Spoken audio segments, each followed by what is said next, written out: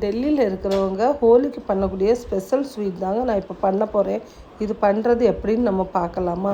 இது பண்ணுறதுக்காக ஒரு பெரிய பவுல் எடுத்துகிட்டு அதில் ஒரு 200 கிராம் அளவுக்கு மைதா மாவு எடுத்துகிட்டு 1/2 ஸ்பூன் அளவுக்கு உப்பு எடுத்துகிட்டு 2 ஸ்பூன் அளவுக்கு நெய் எடுத்துக்கிறேன். இந்த நெய் நான் வீட்டிலையே ரெடி பண்ணது.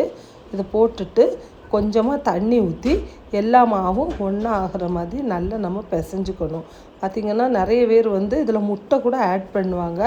ஆனால் நான் எல்லோரும் பண்ணுறதுக்கு ஈஸியாக இருக்கிற மாதிரி நான் இதில் நெய் தான் ஆட் பண்ணியிருக்கேன். நெய்னா எல்லோரும் சாப்பிடலாம், முட்டை எல்லோரும் விரும்பி சாப்பிட மாட்டாங்க. முட்டை இதுலேருந்து லேசாக ஒரு மாதிரி வாசனை வரும், அதனால் யாரும் அதை விரும்ப மாட்டாங்க.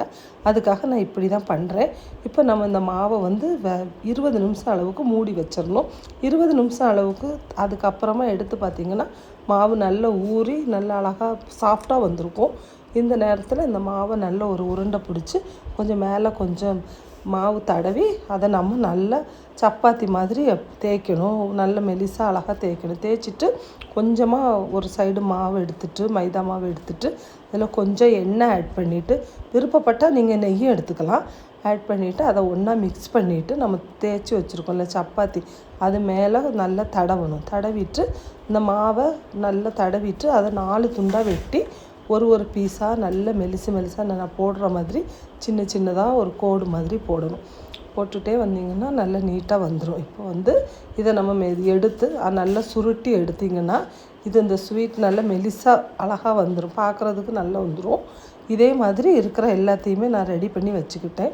இப்போ ஒரு பவுல் எடுத்து அதில் நான் தண்ணி ஒரு கிளாஸ் அளவுக்கு தண்ணி போட்டுட்டு ஒரு 200 கிராம் அளவுக்கு சீனி போட்டிருக்கேன். போட்டுட்டு ஒரு 5-6 ஏலக்காய் நசுக்கி போட்டுட்டு அதை நல்லா கொதிக்க வச்சுட்டேன். கொதிக்க வச்சா இப்போ பாருங்கள் இந்த கொதிக்க வச்ச இந்த சீனி தண்ணி ரெடி ஆகிடுச்சு. இப்போ ஒரு கடாய் எடுத்து அடுப்பில் வச்சுட்டு அதில் கொஞ்சம் எண்ணெய் போட்டுட்டு நம்ம ஏற்கனவே அந்த சப்பாத்தி பதத்துக்கு பிசைஞ்சு அந்த உருட்டி வச்சுருந்தோம்ல அது எல்லாத்தையும் இதில் ஒன்றா போட்டு நம்ம லோ ஃப்ளேமில் வச்சு நல்லா அழகாக பொரிக்கணும். ஏன்னா நம்ம ஹை ஸ்பீடாக வச்சோம்னா அது கரிஞ்சிரும் பார்த்துடுங்க. அதனால் இந்த இப்போ நான் எடுக்கிறேன்ல இந்த பக்குவம் கரெக்டாக இருக்கும். நல்லா வெந்திருக்கு. இப்போ எடுத்து நம்ம சீனி தண்ணி ரெடி பண்ணி வச்சுருக்கோம் இல்லையா, அதில் இதை போட்டுடணும். இதே மாதிரி நான் எவ்வளவு பண்ணி வச்சுருந்தேனோ எல்லாத்தையும் மொத்தமாக பொரித்து அதில் போட்டுட்டு நம்ம இதை ஒரு கிண்ணத்தில் எடுத்து சர்வ் பண்ணிக்கலாம்.